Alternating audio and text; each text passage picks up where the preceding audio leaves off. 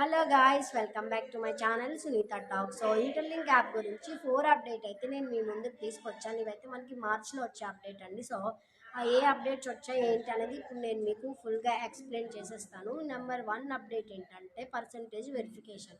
అంటే మనకి interlink app open చేయగానే అప్డేట్ అడుగుతుంది కదా. సో ఆ అప్డేట్ అడిగినప్పుడు మనకి ఇలా గ్రూప్ మైనింగ్ ఉంటుంది, డైలీ మైనింగ్ ఉంటుంది కదా. సో గ్రూప్ మైనింగ్లో ఎవరైనా జాయిన్ అవ్వకపోతే గ్రూప్ మైనింగ్లో అయితే జాయిన్ అవ్వండి.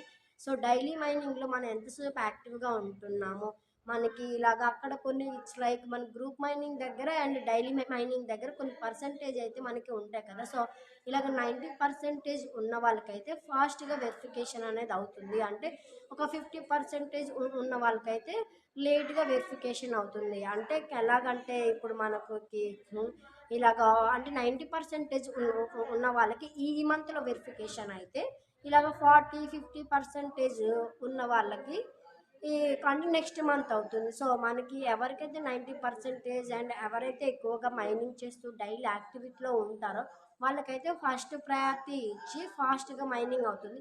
ఎవరైతే ఇన్యాక్టివ్లో ఉండి తక్కువ పర్సంటేజ్ని అలా గెయిన్ చేసుకున్న వాళ్ళకైతే ఒక లేట్గా ఒక 2-3 మంత్స్ అనేవి వెరిఫికేషన్ లేట్గా అవుతుంది.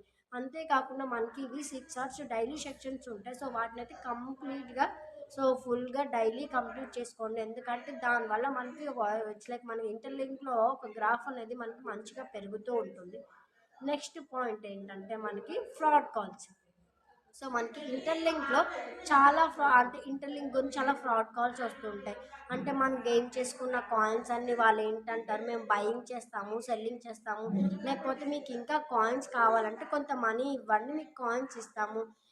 ఇంకా ఎలాగంటే మీ దగ్గర ఉన్న కాయిన్స్ అన్ని మాకు ఇచ్చేయండి, సో మేము క్యాష్ ఇస్తాము అని చెప్పి ఇంకా కొన్ని ఎలాగంటే కొన్ని లింక్స్ పంపిస్తారు. సో వాటికి మీరు అసలు రెస్పాండ్ అవ్వద్దు. సో ఇవైతే చాలా ఫ్రాడ్ అనమాట. సో వీటిని మనం ఇగ్నోర్ చేసేయడం చాలా మంచిది. నెంబర్ 3 ఏంటంటే మనకి ఇట్స్ లైక్ 20:1 రేషియో అనమాట. సో మనకి ఎలా ఉంటుందంటే మనం ఇట్స్ లైక్ అంటే మార్కెట్లో ఏదైనా ప్రొడక్ట్స్ ఉందనుకోండి, దాన్ని ఏంటి ఎక్కువ సప్లై ఉందనుకోండి, దాని కాస్ట్ అయితే మనకి తగ్గుతూ ఉంటుంది. అదే తక్కువ సప్లై ఉందనుకోండి, దాని కాస్ట్ అనేది మనకి ఇలా పెరుగుతూ ఉంటుంది. బట్ మనకి ఇంటర్లింక్లో అలా కాదనమాట. వీళ్ళు తక్కువ సప్లై చేస్తూనే కాయిన్ రేట్ అయితే చాలా ఎక్కువగా పెంచుతూ ఉంటారు. సో దీనివల్ల మనకి ఎలాంటి లాస్ లేదు, 100%. సో మనకి అంటే ఇంక్రీజ్ తప్ప లాస్ అనేది లేదు. సో నెంబర్ 4 పాయింట్ ఏంటంటే